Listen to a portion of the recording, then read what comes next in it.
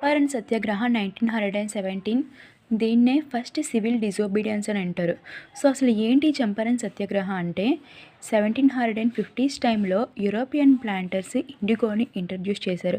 So, ఈ IndiGo introduce చేయడం అంటే ఇప్పుడు ఇండిగో ప్లాంట్ ఏసిన తర్వాత నెక్స్ట్ ఆ ప్లాంట్ తీసేసిన తర్వాత ఆ ల్యాండ్ అంతా అన్‌ఫెర్టైల్ అయిపోతది.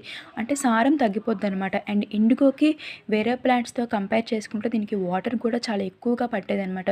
అందుకే మన పీజెంట్స్ ఫస్ట్ రిజెక్ట్ చేసినా బట్ యూరోపియన్ ప్లాంటర్స్ యొక్క ప్రెజర్‌తో ఫోర్స్ ద్వారా పీజెంట్స్ అనేవారు ఇండిగో ప్లాంట్‌ని గ్రో చేయాల్సి వచ్చింది.